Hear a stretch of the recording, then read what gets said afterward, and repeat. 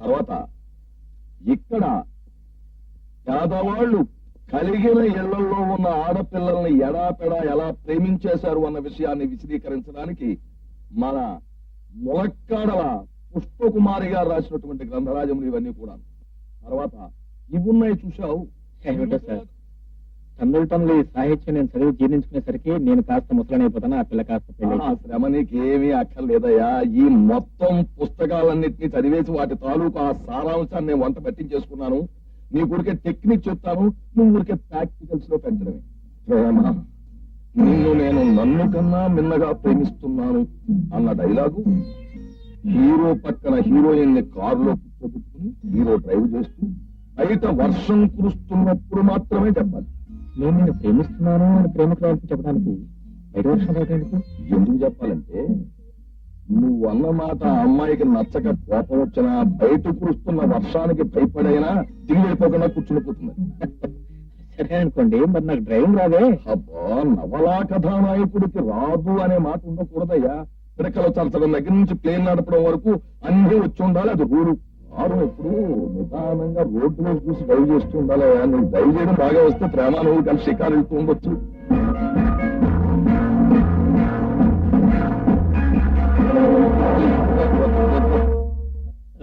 Sir, నాకు తెలియగలుగుతాను, ప్రపంచంలో ప్రతి ప్రేమించే వ్యక్తికి కత్తులు కఠారులు కూడా తప్పదంటారు. ఎవరు గొడవ నీకెందుకయ్యా, కానీ నీలాంటి నవలా హీరోకి మాత్రమే తప్పదు.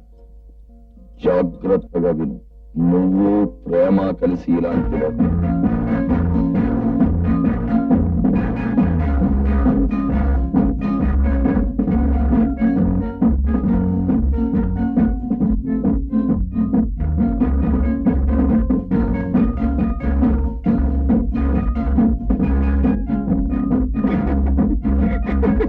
అదయ్యా ఈ పుస్తకాల్లో ఉన్న సారాంశం. పడే పాఠాలు లేని వాళ్ళు కాగితాలు కళాలు దొరికాయి కదా అని పిచ్చి పిచ్చిగా దొరికేసిన పుస్తకాలను చదవమని నా ప్రాణం తీస్తున్నారు. అయినా కార్ డ్రైవింగ్ నేర్చుకోవాలన్నా, స్కూళ్ళు ఫోర్కులు యూజ్ చేయాలన్నా ముందు నేను ప్రేమకు దగ్గర వాళ్ళగా ఆ పత్రం ఆలోచించలే. అక్కడ చూడు, ఇందులో కందిపప్పు కామేశ్వరరావు అని ఓ చేయి జరిగిన రచయిత ఒక గొప్ప ప్లాన్ రాశాడయ్యా. ఆ ప్లాన్ కనుక నువ్వు వంట పట్టించుకున్నావా, ఆ పిల్ల దృష్టిలో నువ్వు #1 హీరో అయి తీరుతావు. నేను ఛాలెంజ్ చేస్తున్నాను, ఈ పుస్తకాన్ని మాత్రం చదువు.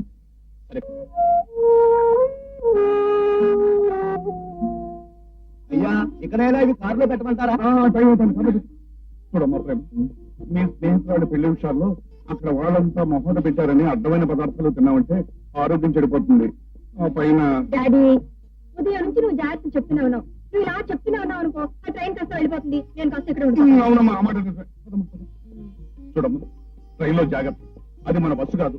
అనుకున్న రూట్ లో అనుకున్న స్పీడ్ లో వెళ్తానికి. పైగా దొంగల భయం ఒకటి. కిటికీ తలుపులు మాత్రం గట్టిగా మూసుకోమ్మా. ఏమిటమ్మా అట్లా నిలబడిపోయా? నేను గట్టిగా వీ తలుపులు వేసి కూర్చుంటాను. నువ్వు ఎంతసేపు చెప్తావు చెప్పు. అలాంటి పని చేయకమ్మా. బయలుదేరు. అమ్మా ప్రేమ, పెళ్ళైన వెంటనే బ్రేక్ డౌన్ అయిన బస్సు లాగా అక్కడే ఉండిపోక వెంటనే బయలుదేరి వచ్చేయమ్మా. జీవితంలో బలవంతం చేస్తాను, అయినా అయిపోకుండా వచ్చేయమ్మా. డాడీ, నేను వెళ్ళా వద్దా?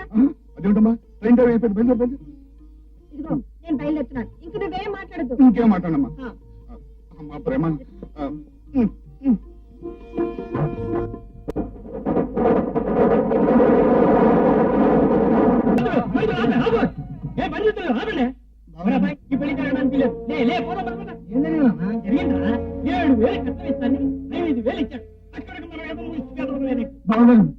ఇవ్వాల్సిన 2000 1 వారం రోజుల్లో ఇస్తాను. దయచేసి